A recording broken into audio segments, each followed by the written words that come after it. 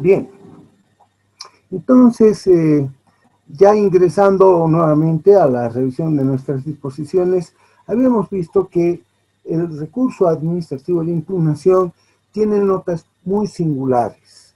Si bien hay puntos de contacto, hay similitudes con los recursos administrativos comunes que tenemos en la ley del procedimiento administrativo, hay también notas muy propias de esta modalidad tan especial y tan singular de impugnación.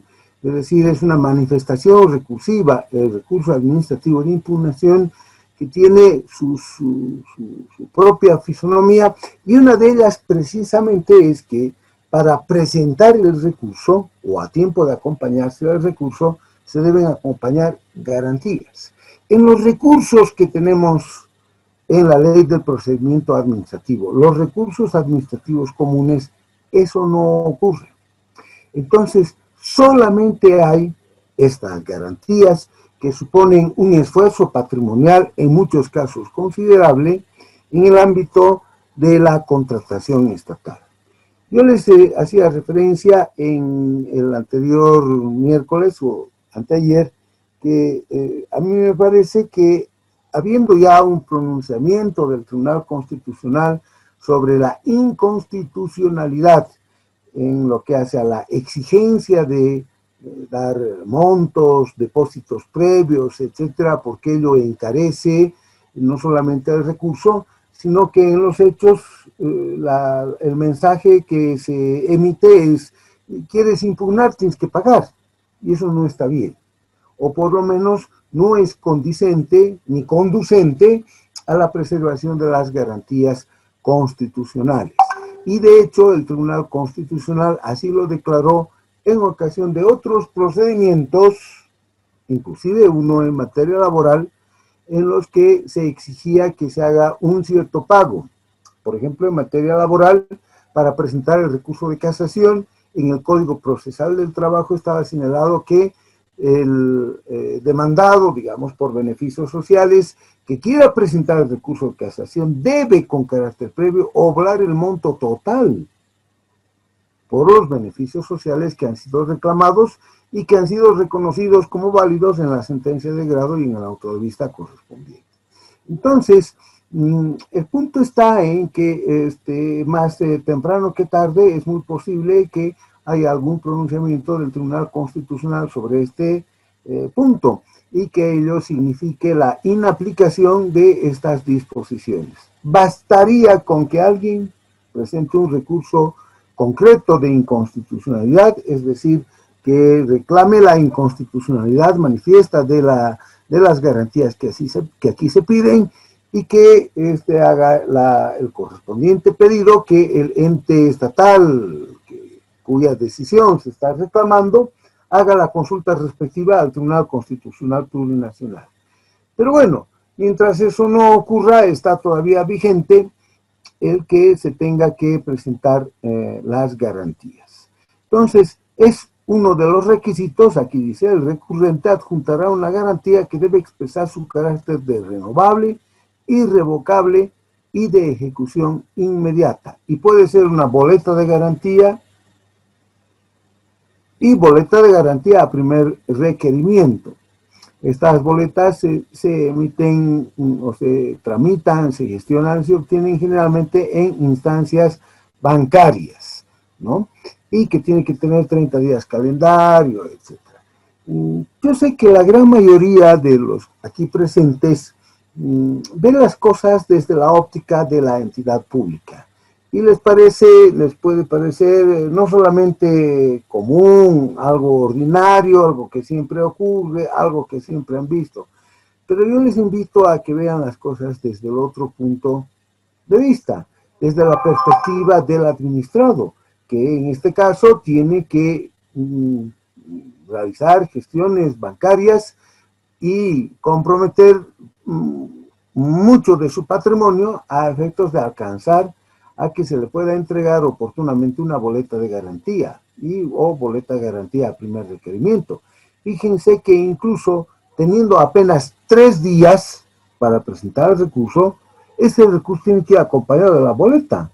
Entonces, en 3 días hay que fabricar el dinero que va a sustentar este monto, que va a ser posible este cobro de posible ejecución por la entidad estatal, si es que el recurso, ¿no?, le es desfavorable al que está impugnando. Entonces, vean ustedes el esfuerzo que tiene que hacer. Yo en muchos casos he visto que en estos trances muchos administrados prefieren finalmente resignar, alzar las manos, y la confesión que me decían o la explicación que me daban era: mire, sabe, doctor, primero que la boleta no es tan fácil de obtener, ya no tengo yo dinero, pero es que no está bien que hayan declarado desierta. Sí, por supuesto. O no está bien que se haya adjudicado otro proponente. Sí, ya lo sé. Pero, y miren qué interesante es esta expresión. Sí, pero sabe, quizás esta contratación no la voy a tener, pero es posible que pueda tener otras. Yo no quiero pelearme con el Estado, yo finalmente vivo, ¿no?, de hacer obras, digamos, es una sociedad comercial, no digan empresa, no está bien, es una sociedad comercial, ¿no?, que está en su giro, tiene bastantes obras que construye para la administración pública, y entonces hace un balance y dice: en lugar de malquistarme con las entidades estatales, miraré a otro lado, es parte de la vida y bueno, ¿no?, ya llegarán tiempos mejores. Eso no está bien, eso está distorsionando, ¿no?, todo el escenario, incluso un nicho comercial, porque no olvidemos que uno de los principios que hemos visto es precisamente el de la libertad, la amplitud en la concurrencia, el mayor número posible de ofertantes, además, lógicamente, de la transparencia. Entonces, no es transparente un escenario institucional en el que alguien, ¿no?, pudiendo hacer valer sus argumentos en el recurso administrativo de impugnación, no lo hace porque quiere mantener todavía abierta la posibilidad de alcanzar a ser el proponente ganador y adjudicarse en algún otro bien o servicio que a futuro venga a ser materia de su interés, ¿no? Hay un permanente juego de promoción de diversas convocatorias. Yo les contaba que en mi correo electrónico, en uno de mis correos electrónicos, en el que puse cuando estaba de consultor en yacimientos, en un par de trabajos, ¿no?, ahora todo el tiempo me llegan desde triconos hasta convocatorias para hacer provisión de software. Entonces estoy enlistado de los proveedores de yacimientos, ¿no? Entonces, obviamente que el 99.99% de las convocatorias ni me interesan, ni yo podría participar en ellas. Pero, bueno, eso da una magnitud porque cada semana son 120, 100, 120, ¿no?, los requerimientos que se hacen en la contratación. Esta sí es una empresa estatal de carácter estratégico tan importante como es Yacimientos. Entonces, vayamos ahora al punto de la garantía. Dice: de acuerdo con el tipo de resolución impugnada, ¿cuántos tipos de resolución pueden impugnarse conforme a las normas básicas? 5, doctor. Eso. No se olviden de eso. Sépanlo eso. No van a ustedes a redactar, por supuesto. Es más, en 7 de cada 10 casos de los que participan en un plan de estudios como este, promocionado, auspiciado por la Fundación IDEA, en 7 de cada 10 casos, más o menos, es una simple inspección estadística que yo he hecho, son participantes, alumnos que están ya trabajando en entidades estatales. Entonces, no van a ser ustedes quienes resuelvan. Desde luego que esto va a estar a cargo de los servicios jurídicos, pero tienen que saber cuáles son las resoluciones y las singularidades del procedimiento de impugnación, y en este caso específico, en lo que hace a las resoluciones impugnables y las garantías que se acompañan. No es difícil porque van a advertir que hay una cierta lógica. Por ejemplo, contra la resolución de aprobación del DBC, el documento base de contratación. Entonces se deberá acompañar esa boleta por el 1% del precio referencial. Claro que siempre aquí, como en cualquier otra actividad comercial, ahora lo estoy viendo desde el punto de vista del administrado, juegan los grandes números. Cuando son montos pequeños, por supuesto que la boleta de garantía no ha de significar un gran esfuerzo patrimonial, ¿no? Pero cuando hay números más interesantes, más grandes, entonces es donde o cuando se siente el esfuerzo patrimonial que implica el obtener una boleta de garantía. Entonces, el 1%. Ahora, esto sí es el total. En cambio, si la adjudicación es por ítems, por lotes, por tramos, por paquetes, es todo un conjunto de bienes, digamos, o servicios que se están llamando a ofertar, se está llamando a ofertar en la licitación, en la convocatoria. Entonces, si solamente se ha optado por alguno de esos ítems, o lotes, o tramos, o paquetes, entonces el monto, ¿no?, por los precios referenciales en cada uno de esos ítems, lotes, tramos o paquetes. Entonces, no es difícil de entender, el monto sigue siendo igual, es el 1%.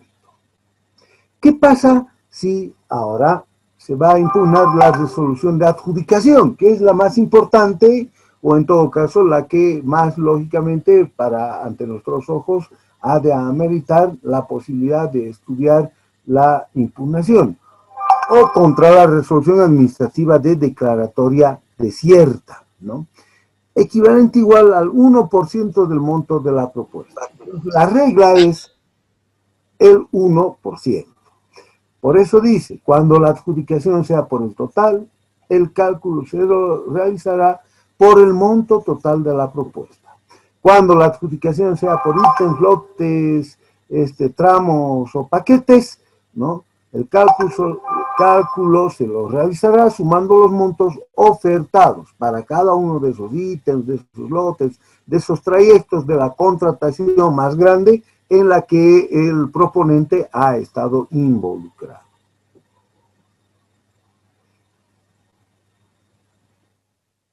Esto de las boletas de garantía es una de las notas entonces propias y singulares del recurso administrativo de impugnación. Vamos a ver ahora otra de las notas también características. Esta es una nota o una característica o parte de la fisonomía de las vías recursivas en materia de contrataciones estatales, que si bien no es única, porque así como hay en contrataciones estatales la suspensión del proceso de todos los demás trámites administrativos, es algo más bien extraordinario, pero hay en otras áreas, en otras esferas. Por ejemplo, ¿no?, en ciertos procedimientos en el ámbito regulatorio está previsto que que con la interposición del recurso administrativo, el trámite se paraliza. Y eso es lo que aquí dice: la interposición del recurso suspenderá el proceso de contratación. Esta es una nota muy interesante.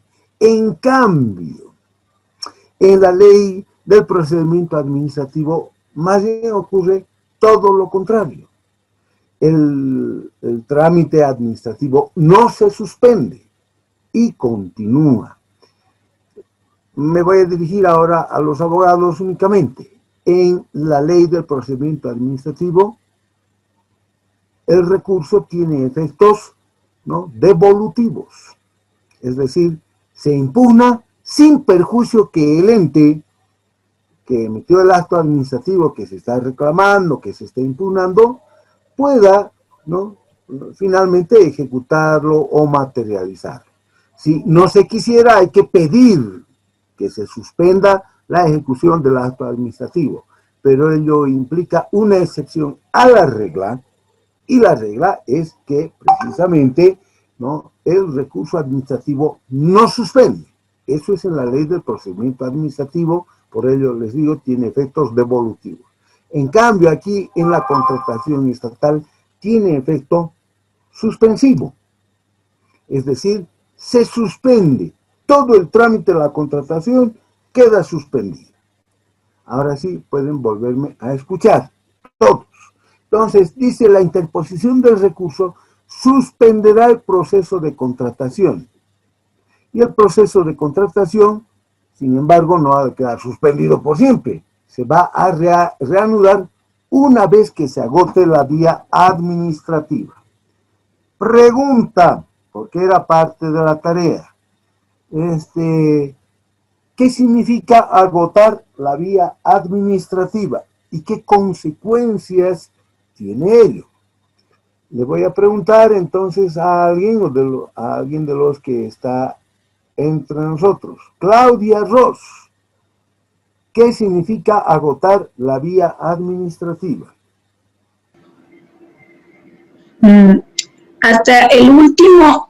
Hasta la última solicitud o hasta el último paso de lo que se ha tratado de resolver el proceso, pero el proceso como tal en la parte legal. Bueno, si dice agotar la vía administrativa, la idea no es, la idea ya está anticipándose. Y luego de la vía administrativa, ¿qué queda entonces, Claudia? Judicial. Muy bien. Pensé que me estaba,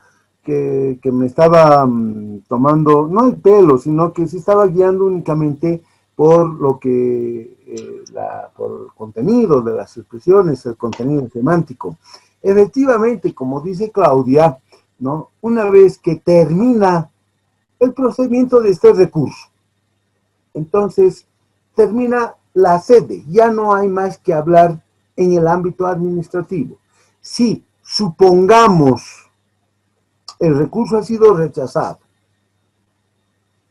entonces el ente que está contratando puede reiniciar el, entre comillas, proceso, entre comillas, de contratación. Se ha suspendido únicamente mientras estaba pendiente de resolverse ese recurso administrativo, el recurso administrativo de impugnación. Y entonces, he aquí lo interesante, ya nos lo ha dicho Claudia, el que ha perdido, a quien se le ha rechazado el recurso, podrá seguir la vía judicial. Es decir, no termina todo ahí, puede seguir la vía judicial. Muy bien, Claudia. Le preguntaré ahora a María Eugenia, ¿cómo se llama esa otra vía, la vía judicial?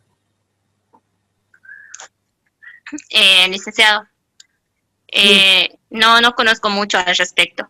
No ha investigado, ¿no es cierto? No, licenciado, yo se me está acabando de unir. No, yo no les he dicho que investiguen cuando entren a clases, eso debieron haberlo hecho ayer.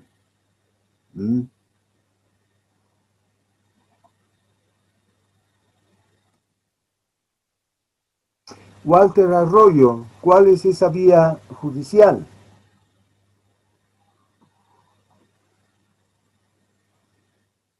Walter. Aló, licenciado, doctor, buenas noches. Buenas noches. Es en la vía judicial, pero en el tema, en el área administrativa. ¿Cómo se llama por eso esa vía judicial? ¿Ha investigado? No.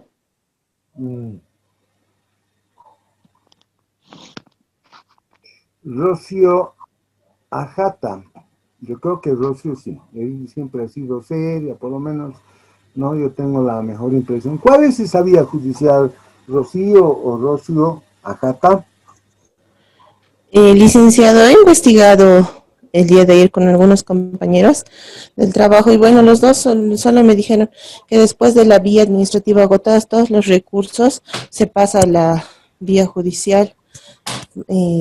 Ya se trata en estrados, eso fue lo que Ya, ¿y pude cómo se llama investigar. esta vía judicial? Eso es lo que estoy preguntando, porque justamente les dije, Contencioso, doctor. ¿quién está diciendo eso? Jenny. Jenny, exactamente, eso es, Sí, ¿no? Se llama la vía contenciosa contencioso. y supone que se va a demandar a la entidad pública contratante. Muy bien, Jenny, se va a demandar a la entidad. Y Jenny, ¿usted es abogada? No, doctor, pero he Pero consultado. ha investigado, ha hecho su tarea, ¿no es cierto? Entonces no es Un algo poquito. difícil, era simplemente preguntarle a un compañero de la oficina, en fin, y decirle, ¿cómo se llama? Mira, mi profesor es un señor bien molestoso y cargoso y yo no sé qué decirle. Entonces, para que no me haga pasar un mal trance, ¿cómo se llama la vía judicial cuando se ha agotado la sede o se ha agotado la vía administrativa y luego viene la vía judicial? Entonces él nos dirá si es un abogado, en fin, es la vía contenciosa, perdón, es la vía contenciosa, ¿no? Bueno,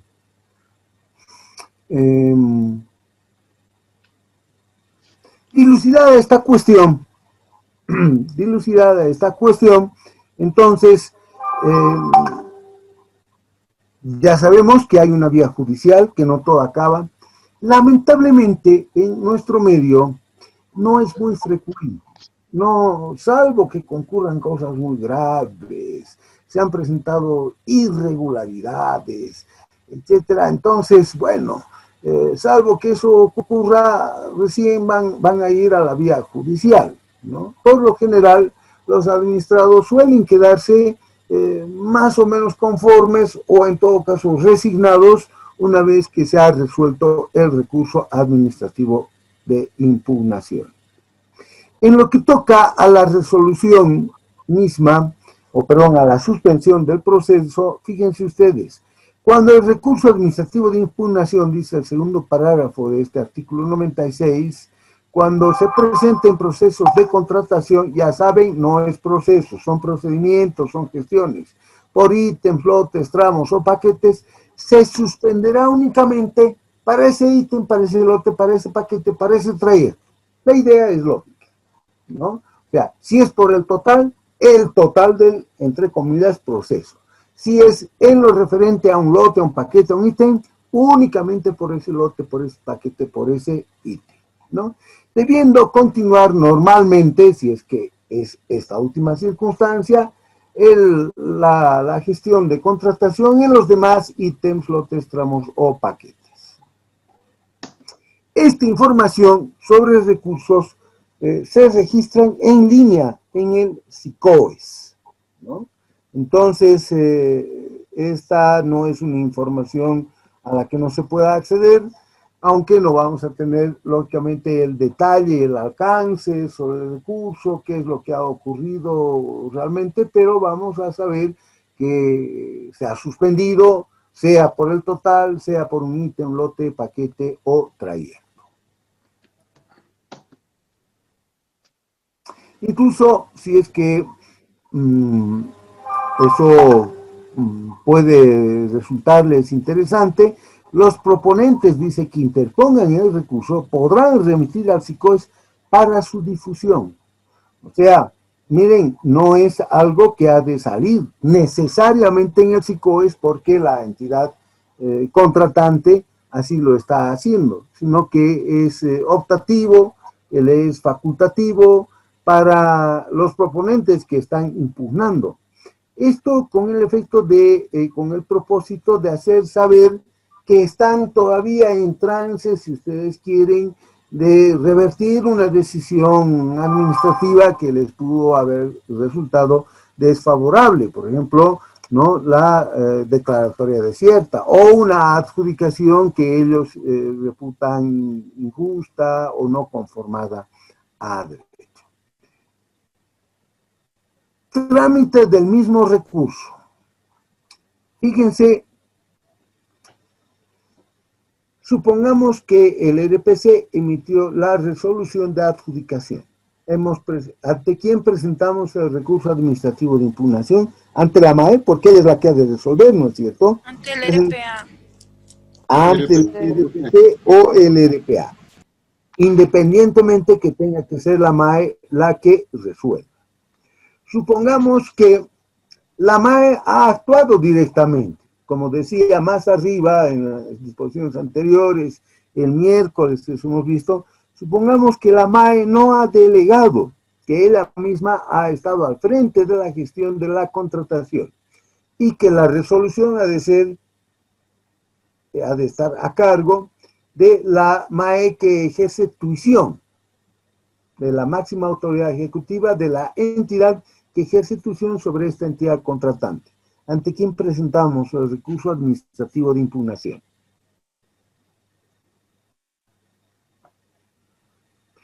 ¿Qué les está diciendo su lógica? Si el RPC, si hay un RPC, ante el RPC. Si la MAE dictó la resolución y la resolución del recurso ha de ser otra MAE, ¿ante quién debemos presentar el recurso? Ante la MAE de la... La que no está como descentralizada. Ante la MAE de la institución que ejerce tuición.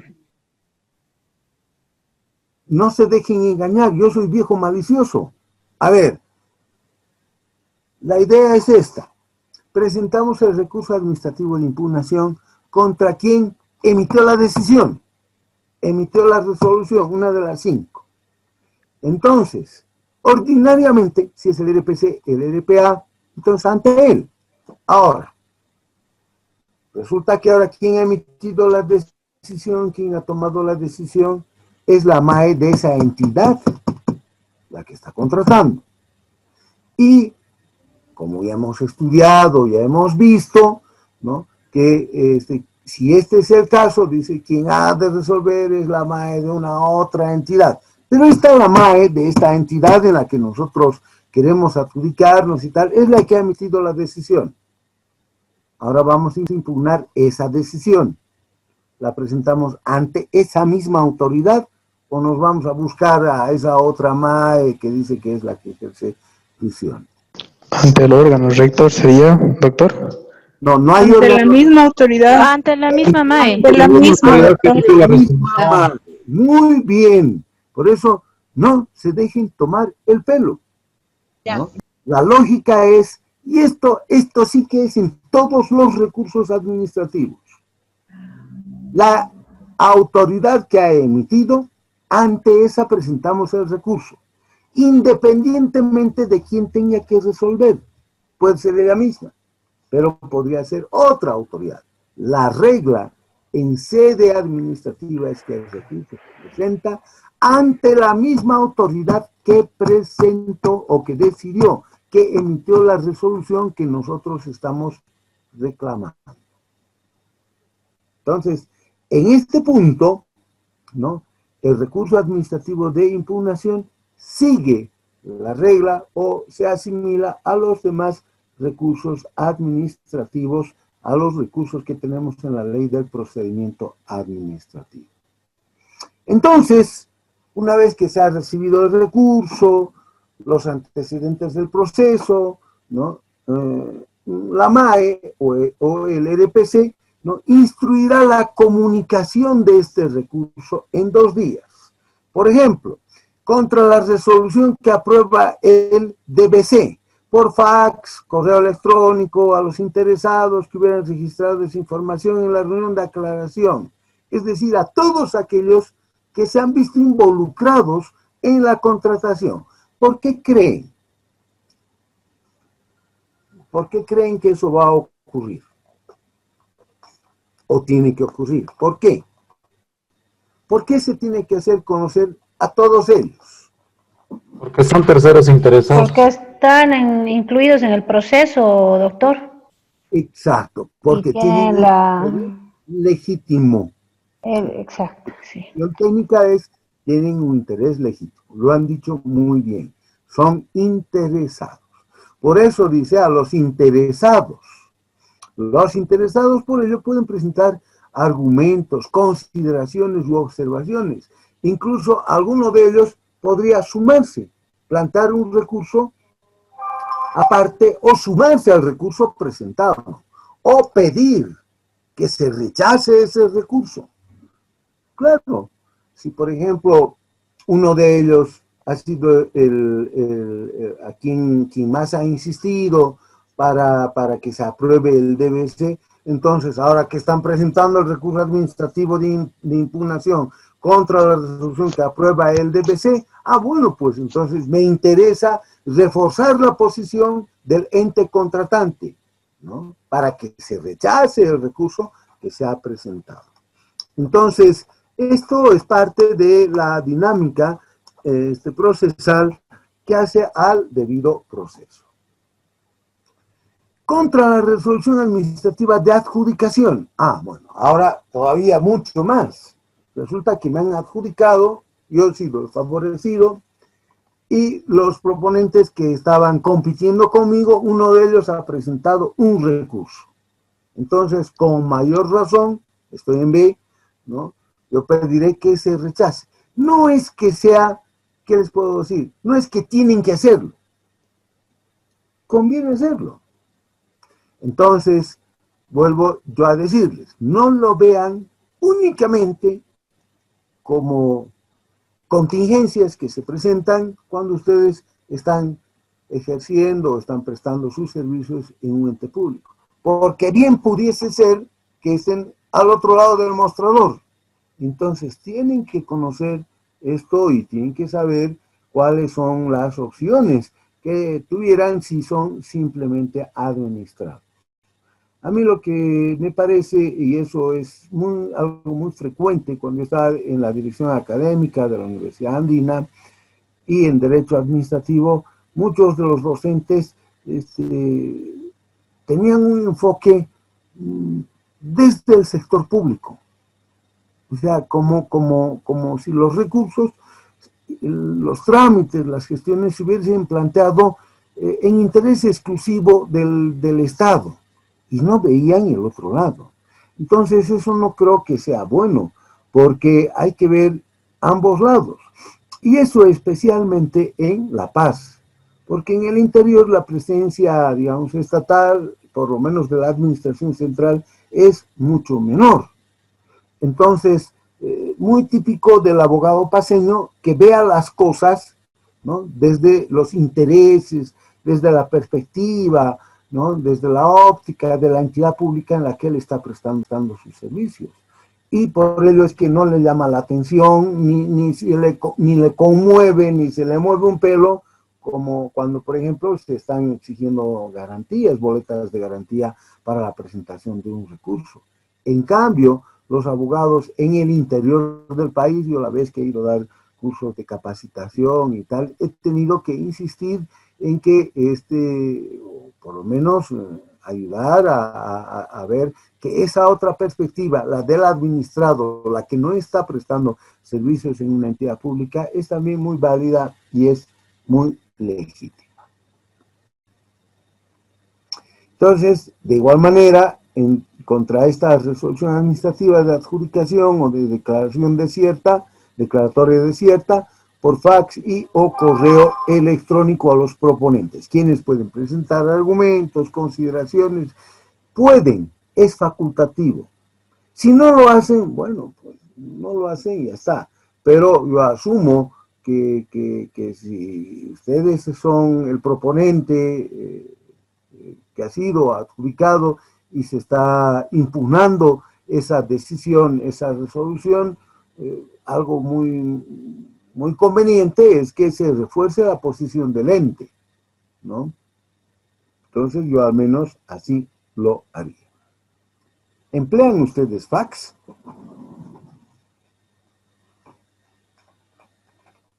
No, doctor.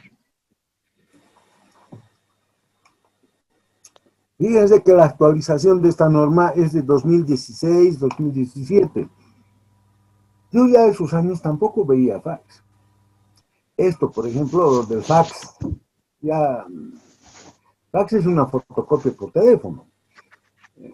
Yo tenía un socio cuando trabajaba en un bufete con otro abogado más, y teníamos un fax bien moderno, y sonaba, y era muy apreciado y tal. Y cuando, bueno, dejó de existir la sociedad de abogados, entonces yo decía, dentro de mí, yo decía, yo quisiera quedarme con el fax, le voy a decir que sea con un buen precio. Y como leyendo mi pensamiento, mi socio me dijo, ¿te interesa el fax? Sí, ¿no? Te lo dijo por un valor nominal. Yo dije para mis adentros, qué bien, qué maravilla. Ahora el fax está de adorno, está ocupando un espacio y no sé para qué sí. Me ha tomado el pelo mi socio. Bueno, no tomarme el pelo, pero se dio cuenta fácilmente que el fax tenía los días contados, ¿no? Entonces, dice ahora correo electrónico. Les vuelvo a preguntar lo que siempre pregunto a los maestrantes, a los diplomantes. ¿Cuántas veces abren su correo electrónico ustedes? Yumi, ¿cuántas veces al día abren su correo?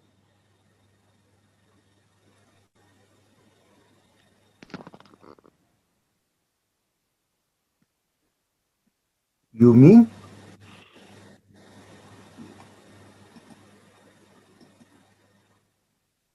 Yumi Fiorella, no está Yumi Fiorella.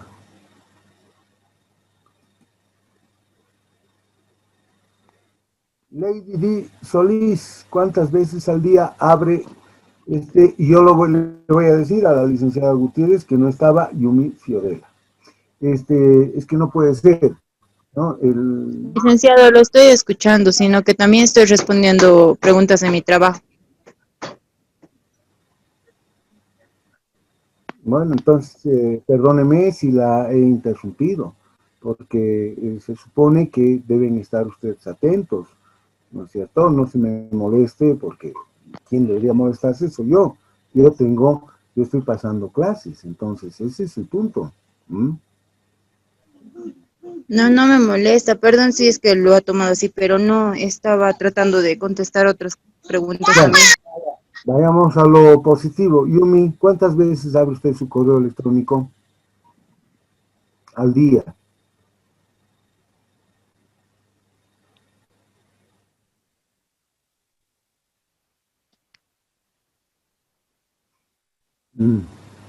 Bueno, después nos quejamos del estado en el que se debate la educación entre nosotros. Lo que yo quería ponerles en consideración es que los correos electrónicos ya igual van a ser una cuestión del pasado. Debería ser a través de la mensajería común, por ejemplo WhatsApp. Cuando alguna vez se ha sugerido eso, inmediatamente la idea o la respuesta ha sido, no, pero WhatsApp es para mandar chistes, chismes, chicas, cosas así, y el correo electrónico es más formal. Hay esa percepción errónea. Todo depende. El correo electrónico no necesariamente es más formal y el WhatsApp es algo informal. Lo que yo veo es que WhatsApp es, por el contrario, mucho más frecuente. Todo el día está uno viendo que en el Facebook, en el WhatsApp, cuáles son los mensajes que se han enviado. En cambio, el correo electrónico, ¿no?, en promedio se abre de 3 a 4 veces por semana. Hay gente que está conectada a Facebook y a su WhatsApp todo el santo día. Incluso el avión está aterrizando en el momento más difícil de la operación en el avión y están whatsappeando, ¿no?, poniendo en riesgo la vida de ellos mismos y de todos los pasajeros. Bueno, entonces, ¿en cuánto tiempo debe la autoridad que va a resolver el recurso? Dice aquí la MAE. Hay una redacción, por eso, errónea, o confusa, o que lleva o induce a error.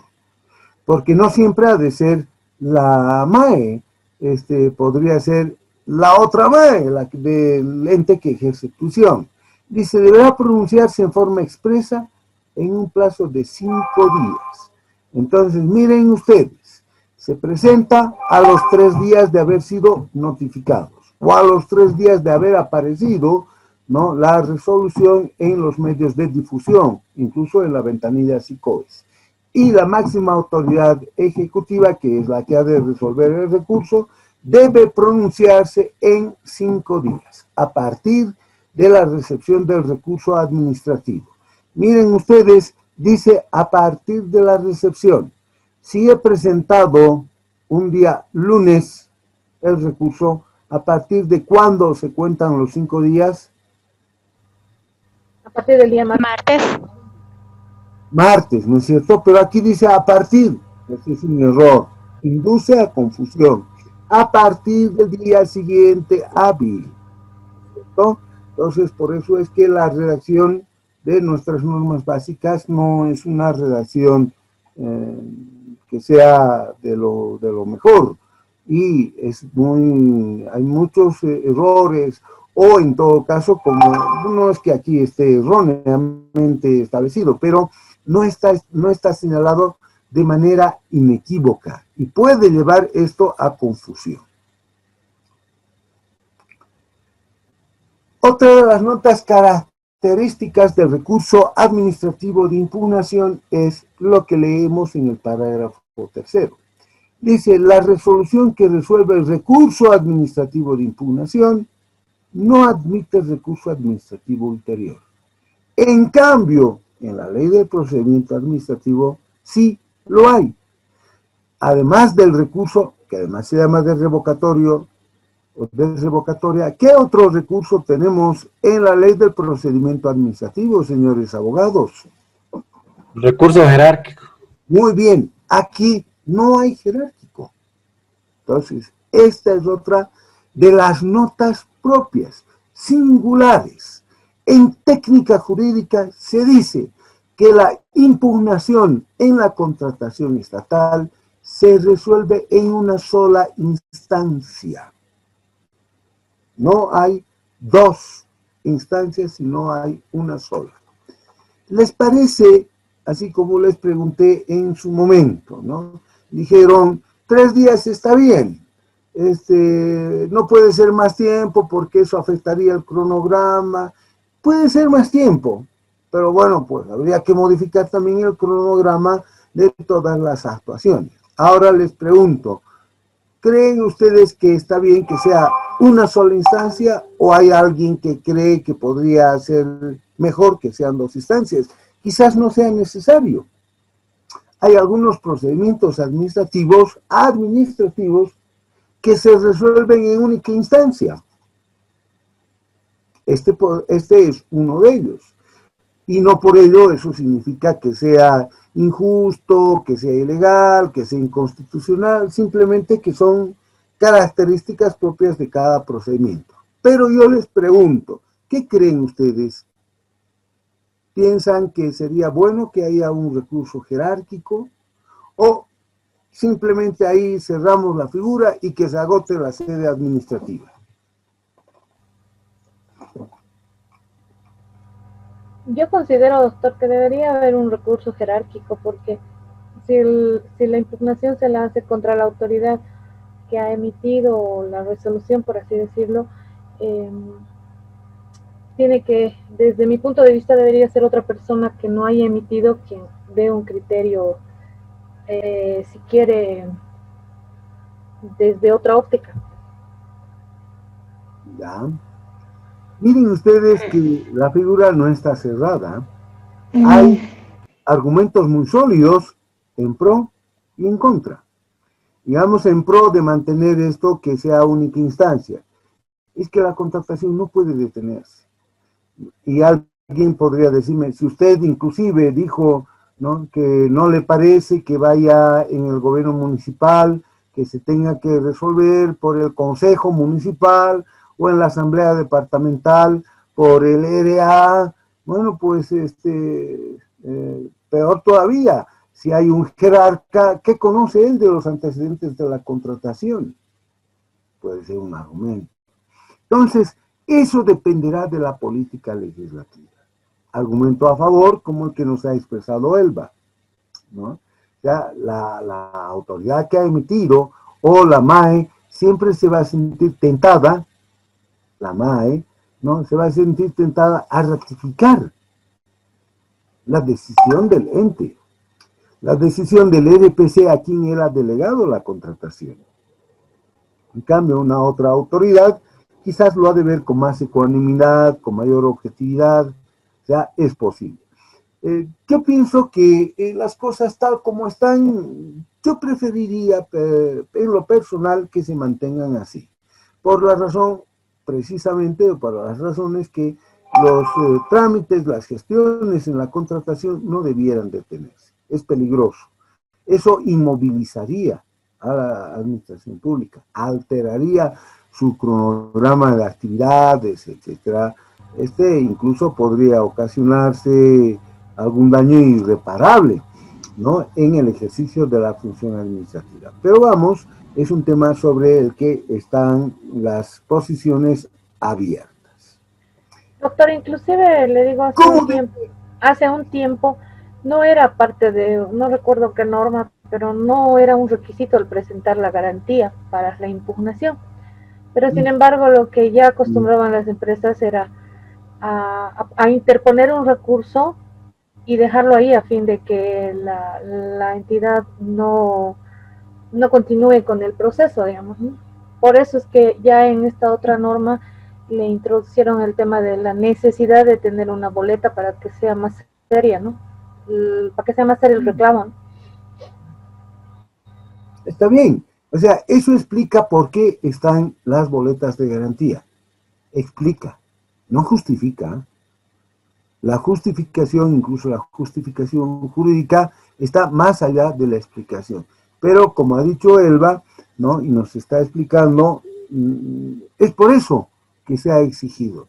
Porque efectivamente se actuaba con malicia, con a veces falta de lealtad procesal. Se interponía el recurso administrativo de impugnación, se inmovilizaba a la administración pública, se la castigaba, ¿no?, hasta que se resuelva el recurso. Muchas veces no había mayores argumentos, pero esa era de cajón, digamos, parte de su estrategia, lo cual no está bien. Entonces, dos males nunca se olviden. Un mal no se contrarresta con otro mal, ¿no? Entonces, quizás habría que ver otro mecanismo para impedir que hayan impugnaciones sin mayor seriedad o impugnaciones maliciosas como las que nos señala Elba. Aquí en el artículo 98, lo que encontramos son más que las características, cuáles deben ser los requisitos de todo acto administrativo. No es solamente de la resolución que resuelve el recurso administrativo de impugnación. Ahora, con mayor razón, a tiempo de resolverse un recurso, ¿no?, la decisión debe estar referida aquí, expresa únicamente a los aspectos mencionados en el recurso administrativo de impugnación. Esto en pura técnica jurídica para los abogados es, ¿no?, la medida de la decisión está en la medida del interés. Si hay 4 agravios, debe pronunciarse sobre los 4 agravios. No puede ir más allá. Hay otros ámbitos jurídicos en los que la autoridad puede incluso ingresar, por ejemplo, en materia laboral. Es lo que se llaman los fallos ultra petita. Van más allá de lo que se ha pedido. Tampoco puede ser menos, no puede ser infra petita. Esa es terminología jurídica. Lo de petita no está refiriéndose al escarabajo Volkswagen, sino infra petita, petita de petitum, de petición. Uno pide en un recurso, se pide que se deje sin efecto la decisión que se ha asumido, que se deje sin efecto el acto administrativo. Debe ser además motivada y fundamentada. Otra vez pueden cerrar sus orejitas todos los demás, menos los abogados. hay una vieja discusión. Para unos, motivación y fundamentación entre los abogados son dos categorías distintas. Yo milito en la escuela contraria. A mí me parece que son lo mismo. Para unos la motivación está referida a los argumentos jurídicos y la fundamentación, ¿no?, a los hechos que sustentan la decisión. Yo creo que esa es una distinción, no diremos artificial, pero que no le hace gran cosa y tal. Lo importante es que el razonamiento sea lo suficientemente amplio, convincente en sus razones. En algún caso se incidirá más en cuestiones de derecho, en otros casos se insistirá más en los fundamentos de hecho, en fin. Y finalmente, ¿no?, en virtud al principio de concentración procesal, dice aquí única. Supongamos que se ha hecho o se ha adjudicado un bien o servicio y entonces se presentaron 20 impugnaciones porque eran 25 los interesados. Entonces, vamos a resolver para cada uno de ellos. O sea, si hay 20 impugnaciones, en realidad es muy posible que estén versando no solamente sobre lo mismo, sino que estén invocando los mismos argumentos. Entonces, no es necesario que haya un recurso o más que una respuesta, una resolución para cada uno de esos recursos, sino que en virtud al principio de concentración, aquí dice única. ¿Ven? Eso no lo ha redactado un abogado, por lo menos no es alguien que conoce de derecho administrativo. Por eso, en caso de presentarse varios recursos administrativos, la MAE dice, los resolverá en forma simultánea y conjunta. Entonces, concentración procesal, ¿no? Es la aplicación del principio de concentración. Sería ocioso que se resuelva cada uno de los recursos, ¿no? Eso es lo que en materia administrativa se puede hacer. Se puede resolver de manera conjunta varias de estas impugnaciones. ¿Qué deberá decir en su resuelve? La resolución que resuelve justamente la impugnación. Puede confirmar la resolución impugnada. Se rechaza el recurso y confirma.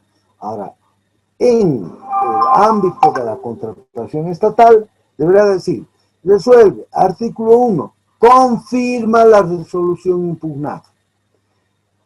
No hay, se declara aprobada, procedente, esas expresiones no entran. Se tiene que redactar tal como la norma lo ha señalado. 1, artículo 1, se confirma la resolución impugnada. Entonces, la resolución que confirma la aprobación del DBC, la resolución de adjudicación, tendrá como efecto la continuación del proceso de contratación.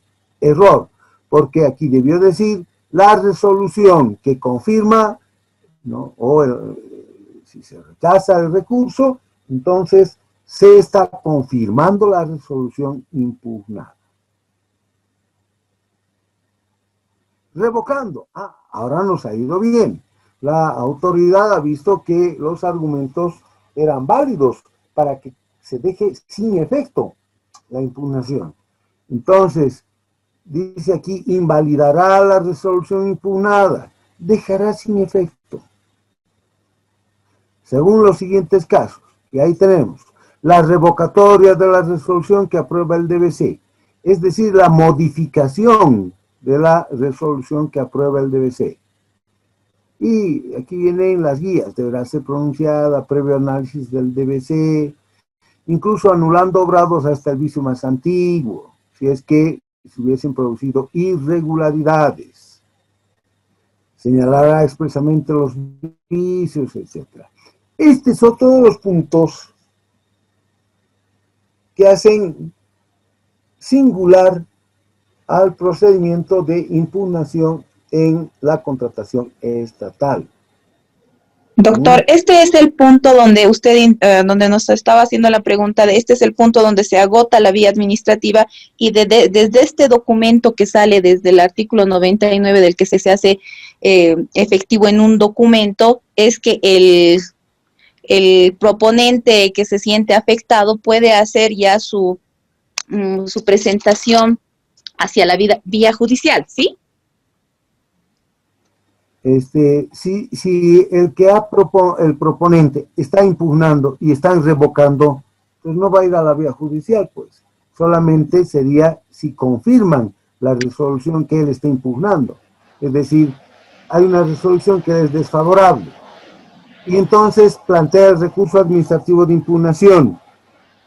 Y la MAE dice, no, se confirma lo que se dijo, estaba bien dicho, y se confirma. Ahí sí se agota la vía administrativa para él y puede ir a la vía judicial. En cambio, fíjese, si revocan, cambian, modifican esa decisión que le estaba reclamando, ya no va a surtir efectos, la están dejando sin efecto, bueno, pues le conviene, ¿no es cierto? Ahora, pudiese ser también, es cierto, que se revoque parcialmente y que de todas maneras se sienta perjudicado en sus intereses, en sus derechos subjetivos. Bueno, pues en ese caso seguirá la vía judicial. Lo importante es que con esta decisión, sea confirmando especialmente o revocando, más abajo está desestimando, ¿no? Se agota la vía administrativa. Ya no hay más actuaciones impugnativas en la vía o en la sede administrativa. Y aquel que todavía se siente vulnerado en sus derechos subjetivos, en sus intereses legítimos, ya puede optar por la vía judicial a la que hemos hecho referencia más antes. Gracias. ¿Ya? Está bien. Entonces, revocatoria de la resolución de adjudicación o de la declaratoria desierta. Deberá ser pronunciada, aquí es una guía, se supone que es así, ¿no? Entonces, quien ha redactado cree que eso es importante. Deberá ser pronunciada previo análisis de las propuestas, obvio, y el informe de evaluación, es que claro, es a partir de ahí, anulando obrados hasta el vicio más antiguo.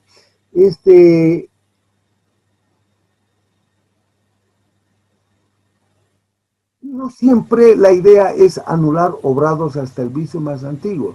Quizás la valoración simplemente para realizar la adjudicación está fallada o está fallida o no es la más conveniente, entonces no hay un vicio, ¿no? Esto para el caso, aquí anular hasta el vicio más antiguo, si es que se han presentado irregularidades, si es que hay una actividad procesal que es, digamos, defectuosa, ¿no? Entonces, si esto es así, señala expresamente los vicios, etc. En la ley del procedimiento administrativo no se anulan obrados, no se anulan obrados. Se anularán obrados hasta antes de dictarse la decisión. Aquí, en cambio, se ha dictado la decisión y en ocasión del recurso están anulando obrados. Entonces, esta es otra de las notas distintivas. A mi juicio, en realidad no debiera ser así. Pero bueno, es muy lícito al poder público establecer cuáles han de ser los alcances de la decisión. Desestimando el recurso, dice, señalar expresamente los requisitos omitidos, como ser, no haber cumplido con las formalidades, requisitos o garantías. Y se está olvidando de algo. Por eso esta es una redacción muy a la ligera e incompleta. Está olvidando, ¿y qué pasa con aquel que presentó fuera de plazo? Que ese es el típico caso para desestimar el recurso. Entonces se desestima porque o se presentó fuera de plazo o no se cumplió con los requisitos. Esa es la idea para la desestimación del recurso.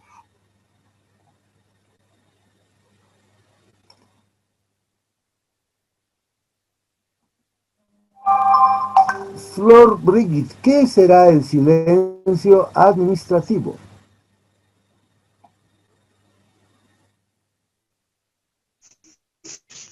Buenas noches, doctor. ¿Qué cree usted que es el silencio administrativo?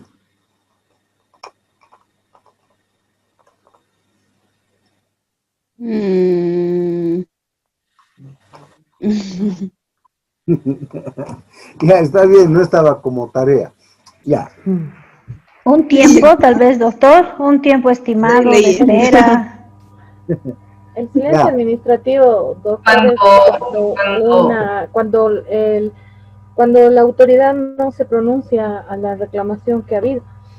Exacto, muy bien. Alguna vez le Cuando no llamamos se emite la una resolución. aprobación tácita, doctor, también, ¿no? ¿Es una qué, perdón? No sé, alguna vez nosotros le habíamos llamado una aprobación tácita. O sea, como no ha habido una respuesta, asumimos que está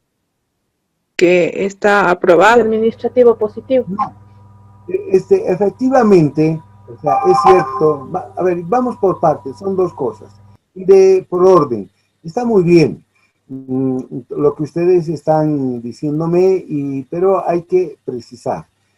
Lo primero, el silencio administrativo es la falta de pronunciamiento del ente público cuando tiene un plazo para pronunciarse, en este caso, para resolver el recurso administrativo de impugnación. Tenía 5 días.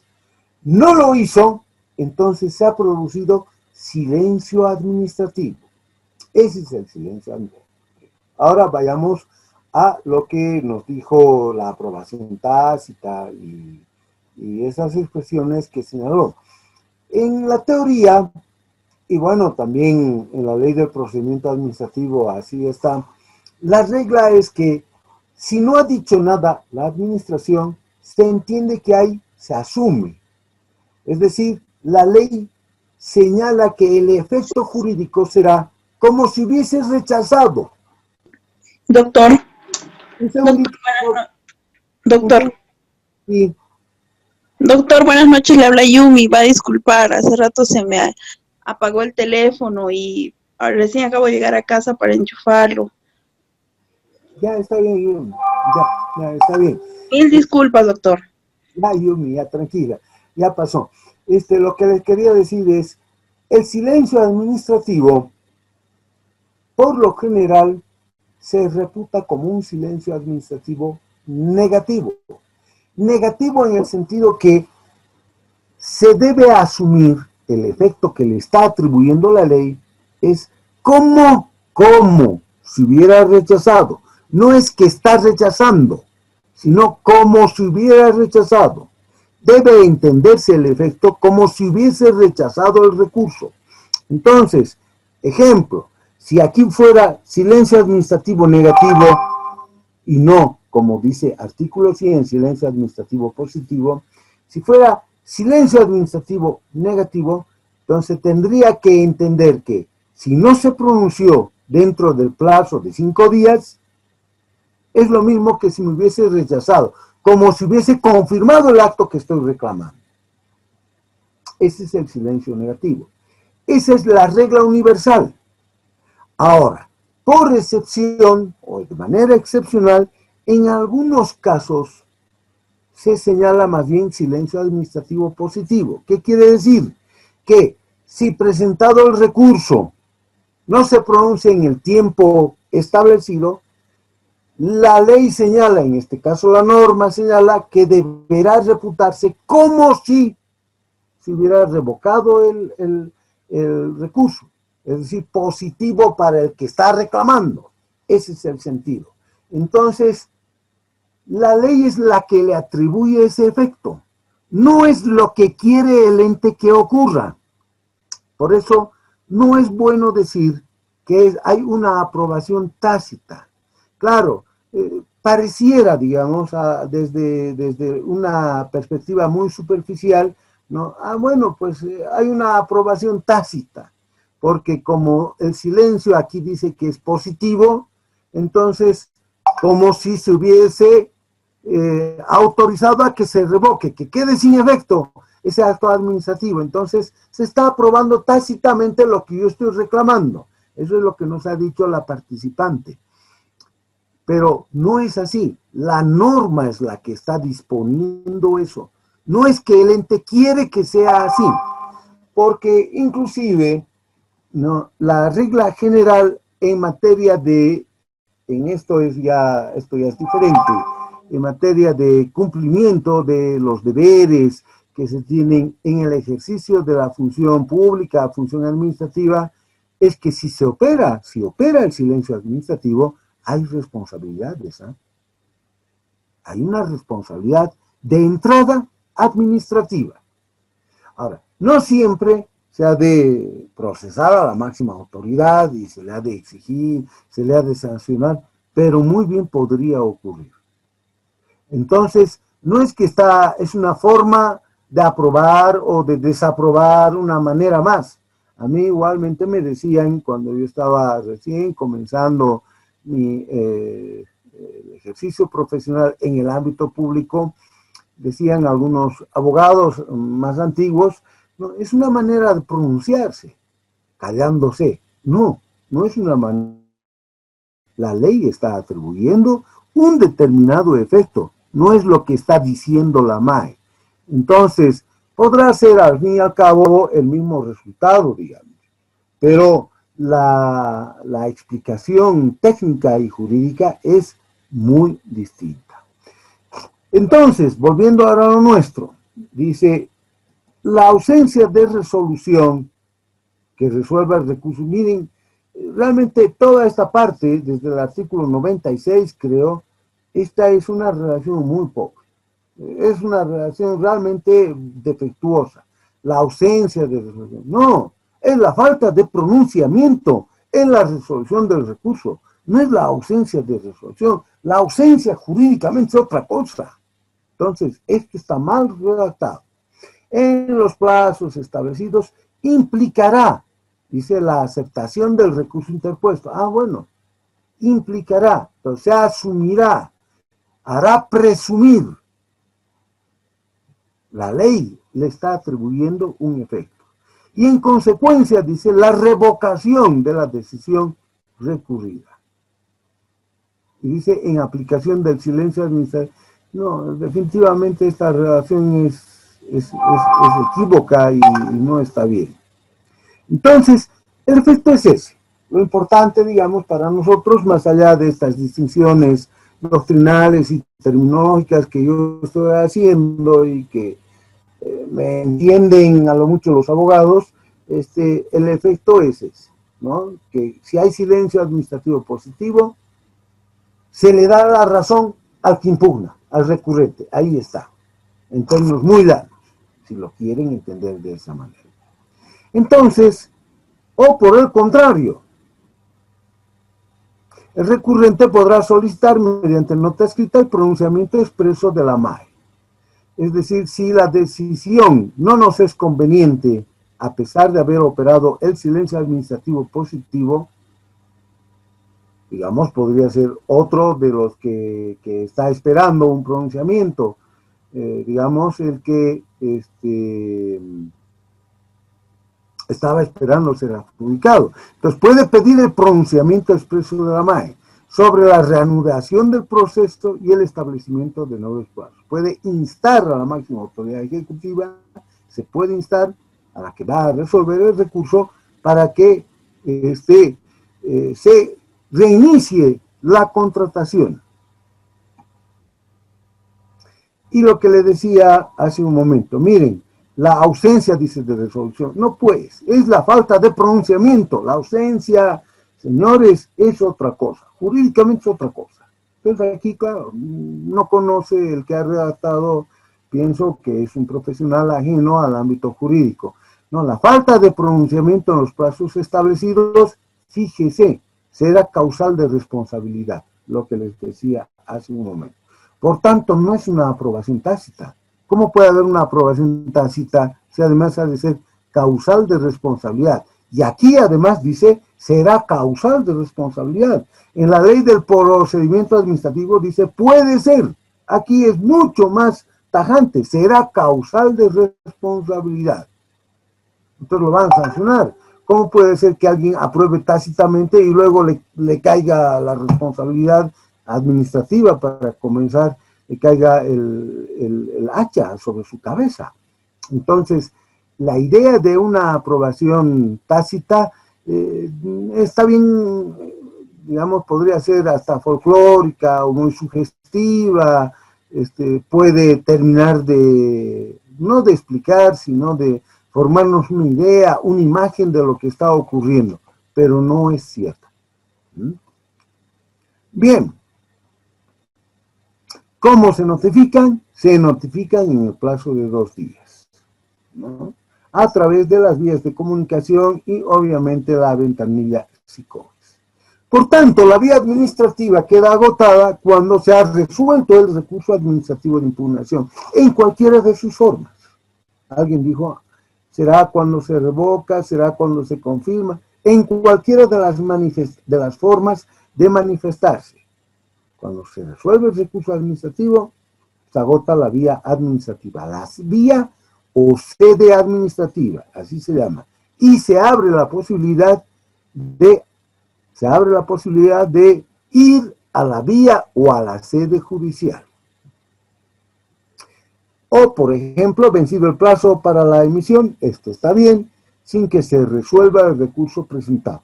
Es decir, cuando hay silencio administrativo. El silencio administrativo también agota la sede administrativa. Finalmente, ¿qué pasa con las contrataciones? Ejecución de garantías.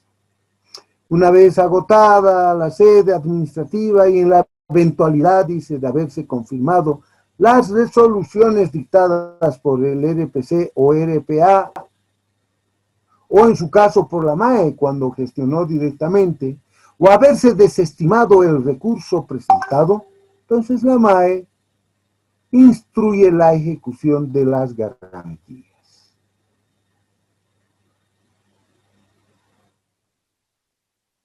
Entonces, se ejecutan las garantías, ¿no?, en contra de aquel que ha visto desfavorecido su reclamo, su recurso. Y en cambio, si más bien le ha favorecido, entonces se le devuelven las garantías, ¿no? Entonces, la devolución de la garantía, sin ser ejecutada, procede en 10 días desde la fecha de la emisión que resuelve el recurso, cuando la MAE ha revocado, le ha favorecido el recurso, ¿no? Entonces le ha resultado, se le ha dado la razón, digamos, entonces le tienen que devolver sus garantías. Tienen 10 días para él. O la fecha de vencimiento para dictar la resolución, silencio administrativo, es lo mismo, ¿no? Entonces, como se reputa que le favorece al recurrente, entonces hay que devolverle la garantía. Fíjense, miren qué interesante, y con esto ya estoy concluyendo. Fíjense qué interesante.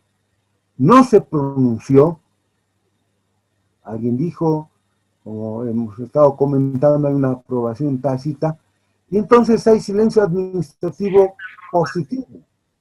Y luego hay que devolver la garantía. Uy, uy, uy. Entonces, no solamente va a haber responsabilidad administrativa, sino va a haber una responsabilidad civil. El auditor va a chillar ahí, va a decir, hay responsabilidad civil de la MAE. ¿Cómo es que incurrió en silencio administrativo positivo y se tuvo que devolver la garantía, ¿no? Entonces hay un daño al Estado. A mi juicio no hay un daño civil, pero los servicios de auditoría así lo van a entender. El auditor interno, el auditor externo y muy posiblemente la misma Contraloría General del Estado. Señores, hemos terminado con esto toda la vía impugnativa. Quedaron en el tintero, por supuesto, varias otras cuestiones, pero que ameritarían ingresar a ellas si es que fuera un curso más orientado hacia aspectos jurídicos. Pero lo que aquí se espera es que tengan una información que les pueda servir para tener una noción general y ello contribuya a sus destrezas en ámbitos que no son exactamente o necesariamente los de la formación jurídica. Si ustedes se fijan, Ya viene el sistema de contrataciones estatales, esto ya es SICOES, la ventanilla, creo que esto que con Daniel Encinas van a ver esto, porque tienen que ingresar a SICOES, tienen que adquirir destrezas en SICOES, ver cómo se asigna el CUSE, el Código Único de Contrataciones Estatales, etcétera, ¿no? Entonces, estos ya son aspectos que hacen a la... Hay un control en paralelo. ¿Qué es lo que está pasando? Hay un control, alguien está con su micrófono abierto. ¿Quién es? Perdón, doctor, era yo. Buenas noches, muy buenas noches a todos. Mil disculpas. Era el ingreso glorioso de nuestra facilitadora. Justamente, ahora eso iba a ir, estimada Karen, déjeme unos segundos nada más, les voy a hacer referencia a lo que van a entregar. Efectivamente, la facilitadora, nuestra coordinadora, mejor dicho, ha instruido a nuestros servicios servicios informáticos que abran una carpeta en la plataforma para que allí puedan ustedes hacer llegar su trabajo. Yo he estado dándole vuelta a la idea de si convenía hacer un cuestionario, creo que no. Como quiera que ya esta es parte, especialmente los recursos, ¿no? Más bien de carácter jurídico. Creo que hay solamente 3 abogados en el total. Entonces, ponerles un trabajo en el que tengan que razonar jurídicamente quizás resulte excesivo. Me bastaría, eso sí, tienen que presentar sus mapas conceptuales o resúmenes críticos completos. Miren que yo me vengo desgañitando, chillando todo el rato, entonces hay conceptos, no solamente son 4 cosas que se han dicho. Entonces, en la medida en que estén más completamente recogidas las ideas, las nociones, en la medida en que se haya ampliado la plataforma conceptual según las exposiciones y los vídeos que ustedes tenían que revisar y que les han sido suministrados en la plataforma, en la misma medida se espera que tengan que ser sus mapas conceptuales o resúmenes críticos. Entonces, en otras palabras, solo van a presentar en un solo documento. No es día lunes un archivo, día miércoles otro archivo. Yo no puedo estar reuniendo sus archivos y ponerlos en una sola carpeta. Entonces, todo en un solo archivo. Puede ser un Word de 40 páginas, si ustedes quieren, ¿no? O un PDF, 40 páginas por último, pero es un solo archivo, para evitar que se pierdan, ¿no? Esa es la idea. Cuando los trabajos se envían a través de medios electrónicos, a veces se corrompen, se llama así, pierden atributos, no es que nos ha venido a hablar de la corrupción de Internet, yo no estoy hablando nada de eso, sino se corrompen en el sentido que pierden atributos técnicos, así se llama. Entonces, no se arriesguen a ello, pongan todo en un solo archivo, puede ser bastante largo, porque muchas cosas se han dicho, obviamente, durante estas 2 semanas, pero que sea, insisto, en un solo archivo. Y le hacen llegar a la carpeta o de la manera como venga a indicar nuestra coordinadora, la licenciada Karen Gutiérrez. De mi parte, no me queda sino ya en lo que está, son 4 o 5 minutos más que tenemos, que yo le voy a dejar ya a la coordinadora para que ella pueda explicarles cómo van a hacer llegar ese su trabajo, sus mapas conceptuales. De mi parte, ya a tiempo de despedirme, no me queda sino reiterarles lo que les dije en ocasión del módulo 3, este es el módulo 5, y les decía que es siempre una nota no solamente de placer, sino de privilegio. Me siento honrado de poder contribuir a la formación de ustedes, ¿no?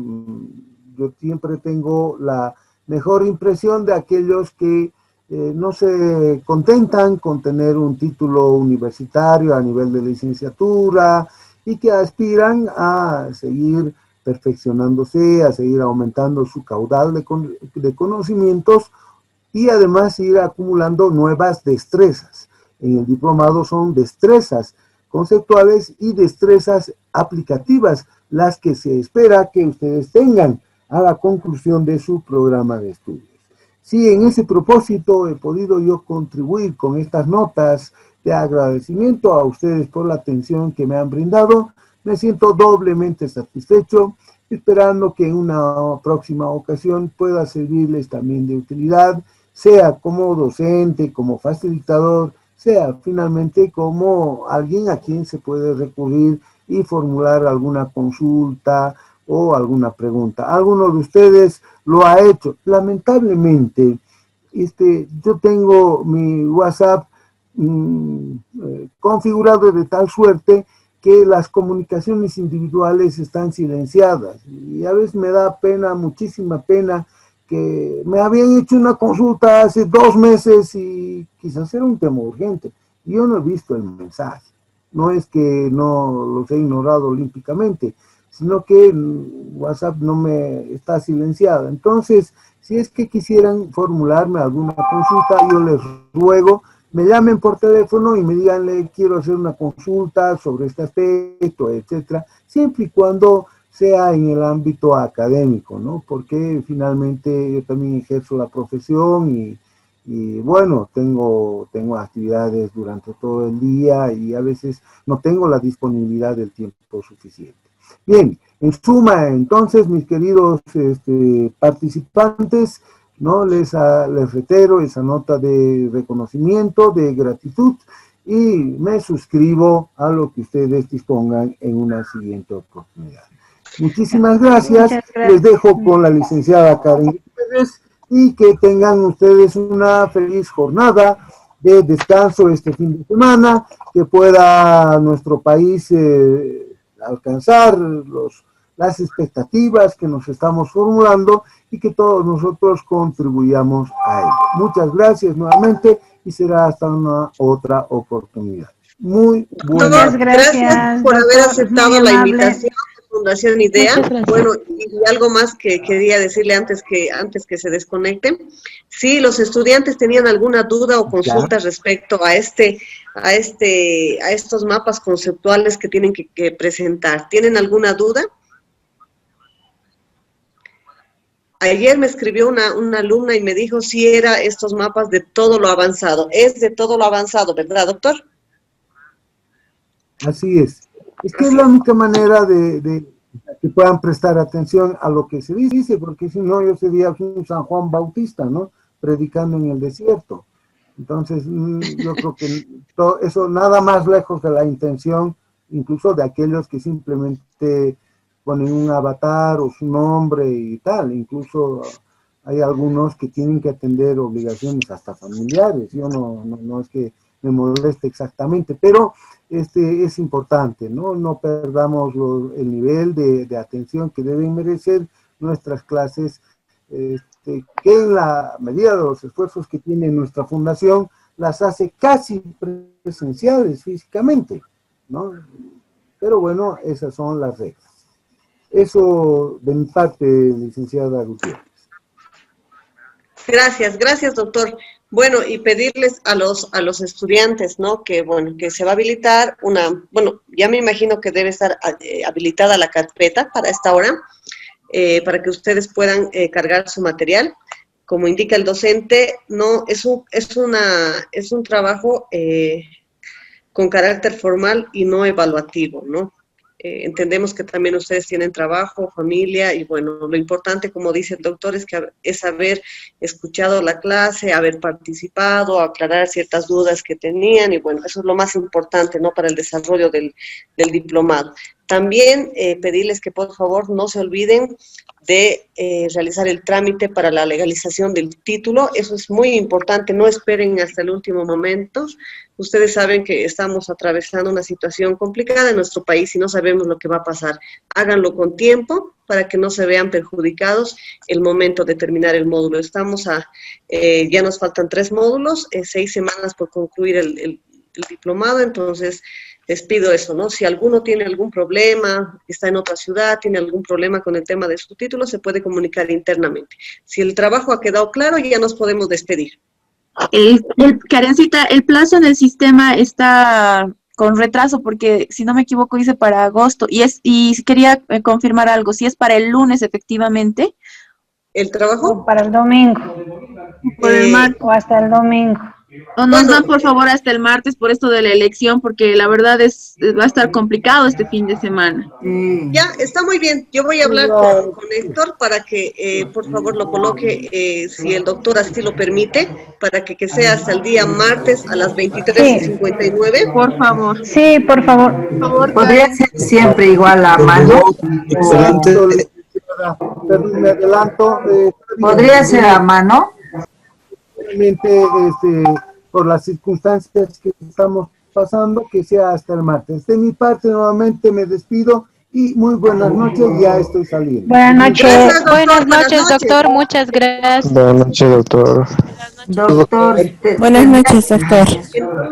Entonces estaríamos quedando para el día martes a la